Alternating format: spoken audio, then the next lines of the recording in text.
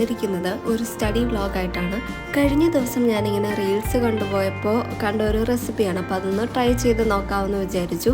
വളരെ കുറച്ച് ഇൻഗ്രീഡിയൻസ് വെച്ച് നമുക്ക് പ്രിപ്പയർ ചെയ്യാവുന്ന ഒരു ഐറ്റം ആയതുകൊണ്ട് തന്നെ പിന്നെ എൻ്റെ കയ്യിൽ ബിസ്ക്കറ്റും കാര്യങ്ങളൊക്കെ ഉള്ളതുകൊണ്ട് ഞാനിതൊന്ന് ട്രൈ ചെയ്യാമെന്ന് വിചാരിച്ചതാണ്. സോ ഇതൊരു ഓറിയോ പാൻ കേക്കാണ്. ഞാൻ അതിനു വേണ്ടി ഓറിയോ ബിസ്ക്കറ്റ് എടുത്തിട്ടുണ്ട്. പിന്നെ ഞാൻ അത് മിക്സിയിൽ ക്രീം സെപ്പറേറ്റ് ആക്കി ബിസ്ക്കറ്റ് മാത്രമായിട്ട് മിക്സിയിലിട്ട് പൊടിച്ചെടുക്കുന്നു. പിന്നെ ക്രീം നമ്മൾ വിപ്പിംഗ് ക്രീമൊക്കെ പ്രിപ്പയർ ചെയ്ത് പാൻ കേക്കാക്കി. അതാണ് നമ്മളുടെ ഇന്നത്തെ റെസിപ്പി.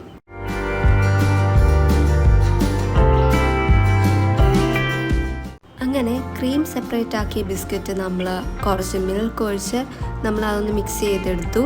അത് കഴിഞ്ഞിട്ട് ഇത് പാൻ കേക്ക് പോലെ തന്നെ പാനിൽ നമ്മൾ ചുട്ടെടുക്കാൻ വേണ്ടി പോവാണ്.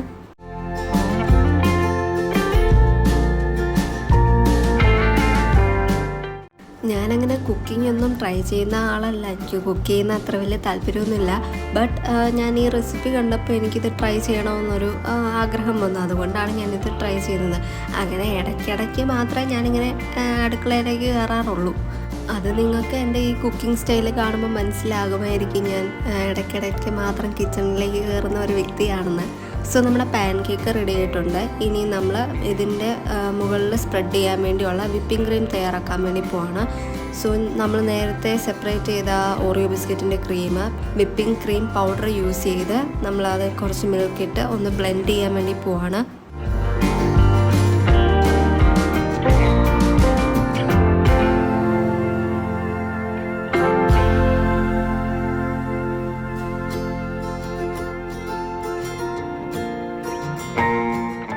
ഇനി നമ്മൾ ബ്ലെൻഡ് ചെയ്തെടുത്ത ക്രീം പാൻ കേക്ക് തണുത്തതിന് ശേഷം അതിലേക്ക് നമ്മൾ സ്പ്രെഡ് ചെയ്ത് കൊടുക്കുകയാണ്.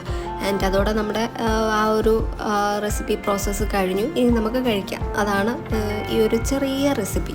ഇങ്ങനെ വളരെ ഈസി ആൻഡ് സിമ്പിളായിട്ടുള്ള റെസിപ്പീസൊക്കെ നിങ്ങൾക്ക് എൻ്റെ വ്ളോഗിൻ്റെ ഇടയ്ക്ക് വേണമെന്നുണ്ടെങ്കിൽ ഒന്ന് കമൻറ്റ് ചെയ്യണേ. സോ ഞാനിത് വെറുതെ കണ്ടപ്പോൾ ചെയ്യാമെന്ന് വിചാരിച്ചതാണ്. അപ്പോൾ നിങ്ങളിലേക്ക് ഈ റെസിപ്പി ഒന്ന് ഷെയർ ചെയ്യാമെന്നും കൂടെ വിചാരിച്ചു. ആൻഡ് നിങ്ങൾക്ക് റീൽസൊക്കെ കാണുവാണെങ്കിൽ ഇത് കാണാം. ഓക്കെ, സോ വേറൊരാൾ ചെയ്തതാണ്. സോ നമ്മളതൊന്ന് ട്രൈ ചെയ്ത് നോക്കി. നല്ല ടേസ്റ്റ് ആയിരുന്നു നമ്മളുടെ ആ പാൻ കേക്കിന്.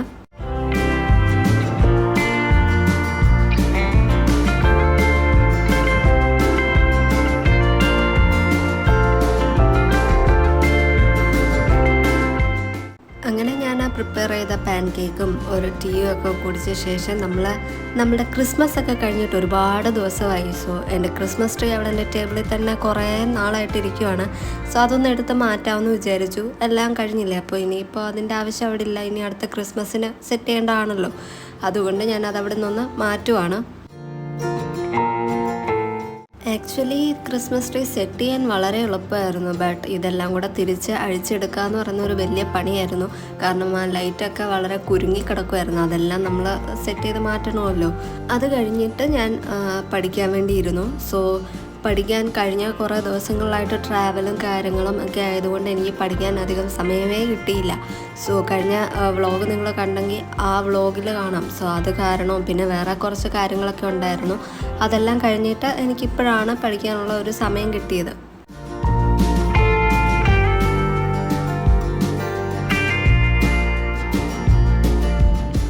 ഞാൻ പല സമയങ്ങളിലായിട്ടാണ് ഞാൻ പഠിക്കുന്നത്. സോ അതെല്ലാം ഈ വ്ളോഗിൽ ഇൻക്ലൂഡ് ചെയ്തിട്ടുണ്ട്. സോ അതെല്ലാം ഞാൻ ക്യാപ്ചർ ചെയ്തിട്ടുണ്ട്. ഞാൻ കഴിഞ്ഞ ദിവസം ഒരു ദിവസം രാത്രിയാണ് പഠിച്ചത്. പിന്നെ ഞാൻ പകൽ പഠിച്ചിട്ടുണ്ട്. സോ അതെല്ലാം ഈ വ്ളോഗിലുണ്ട്. അതിൻ്റെ ഇടയ്ക്ക് നമ്മൾ വേറെ പണിക്ക് പോകുന്നുണ്ട്. അത് നമ്മൾ വ്ളോഗിൽ ഇൻക്ലൂഡ് ചെയ്തിട്ടില്ല. സ്റ്റഡി മാത്രമാണ് ഇനി നിങ്ങൾ കാണാൻ പോകുന്നത്. സോ ഇപ്പം ഞാൻ രാത്രി പഠിക്കുന്നതാണ് നിങ്ങളിപ്പോൾ കണ്ടുകൊണ്ടിരിക്കുന്നത്. അത് കഴിഞ്ഞ് ഞാൻ ഒരു നൈറ്റ് കഴിഞ്ഞ് പിറ്റേ ദിവസം മോർണിംഗ് ഒരു 12 ഒക്കെ ആയപ്പോഴാണ് പിന്നെ പഠിക്കാൻ വേണ്ടി പോയത്. സോ ആ ടൈമിലാണ് പിന്നെ ഇനി നിങ്ങളെ കാണാൻ വേണ്ടി പോകുന്നത്.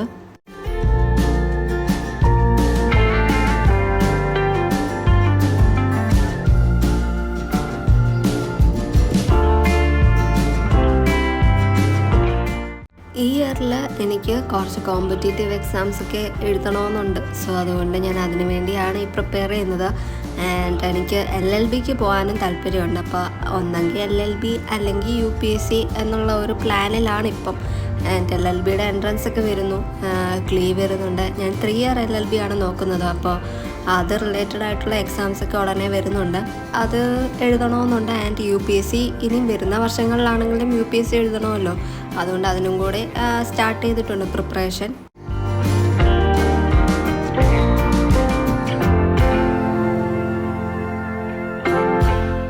ഞാൻ മെയിൻലി ഫോക്കസ് കൊടുക്കുന്നത് LLBക്കാണ്. ഇനിയും അടുത്തതും പഠിക്കണമല്ലോ, അതിനുശേഷം UPSC എഴുതാം എന്നുണ്ട്. എന്നാൽ എനിക്ക് UPSC എഴുതണം. ഈ ഒരു ടൈമിൽ UPSCക്ക് ഇപ്പം ആപ്ലിക്കേഷനൊക്കെ വരാൻ സമയമായല്ലോ. അപ്പോൾ ഈ ഒരു വർഷം എഴുതിയാൽ അതും നല്ലതായിരിക്കും എന്നെനിക്കുണ്ട്. സോ ഞാൻ ഈ 2 കാര്യങ്ങളും ഒരേ ഫോക്കസോട് കൂടിയാണ് ഇപ്പോൾ പ്ലാൻ ചെയ്തിരിക്കുന്നത്. ആൻഡ് നമുക്ക് നോക്കാം ഏതാണ് പ്രിഫർ ചെയ്യുന്നതെന്ന് ആ സമയമായി പറയാൻ പറ്റൂ. ആദ്യം നമുക്ക് UPSC എക്സാംസൊക്കെ വന്ന് കഴിഞ്ഞിട്ടാണ് ക്ലീ ഒക്കെ വരുന്നതെങ്കിൽ UPSCക്ക് കിട്ടിയില്ലെങ്കിൽ അതിലേക്ക് പോവാം. അങ്ങനെ ഒരു പ്ലാനും എനിക്കുണ്ട്. അപ്പോൾ ഇതിലേതെങ്കിലും നടക്കുമെന്ന് വിചാരിക്കുന്നു.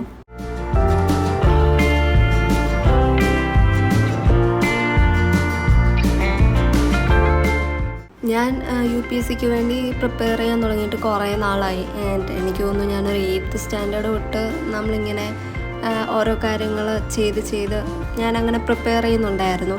ആൻഡ് അതുകൊണ്ട് എനിക്ക് ഒരുപാട് ടൈം കൺസ്യൂം ചെയ്ത് അത്ര ഹാർഡായിട്ടിരുന്ന് പഠിക്കേണ്ട ഒരു അവസ്ഥ ഇതുവരെയായിട്ടും വന്നിട്ടില്ല. ഞാൻ എൻ്റെ സമയം ആ ഒരു ടൈമിലിരുന്ന് പഠിക്കും. ഞാൻ എൻ്റെ ടൈം എനിക്ക് വേണ്ട സമയത്ത് ഞാൻ എൻജോയ് ചെയ്യും. അങ്ങനെയാണ് ഞാൻ പഠിക്കുന്നത്. സോ എനിക്കറിയില്ല എത്രത്തോളം അത് എഫക്റ്റീവ് ആകുമെന്നും എനിക്കറിയത്തില്ല. ഈ ഒരു എക്സാം എഴുതി കഴിയുമ്പോൾ മനസ്സിലാകും ഞാൻ ചെയ്തത് ശരിയാണോ തെറ്റാണോ. സോ എല്ലാത്തിനും ഒരു അനലൈസ് ചെയ്യാനും ഈ എക്സാംസൊക്കെ നമുക്ക് യൂസ്ഫുൾ ആണല്ലോ. സോ ഞാൻ ആ 2 കോമ്പറ്റേറ്റീവ് എക്സാമിന് വേണ്ടിയാണ് മെയിൻലി നോക്കുന്നത്. അപ്പോൾ നമുക്ക് കുറച്ചുകൂടി നമ്മളെ അനലൈസ് ചെയ്യാൻ പറ്റും, നമ്മൾ എത്രത്തോളമാണ് ഈ വർഷങ്ങളിൽ പഠിച്ചത്. ആൻഡ് അത് ഒരു നല്ല സ്റ്റെപ്പായിരുന്നു എന്നൊക്കെ. അപ്പോൾ അത് കഴിഞ്ഞിട്ട് നമുക്ക് ഇമ്പ്രൂവ് ചെയ്യാമല്ലോ.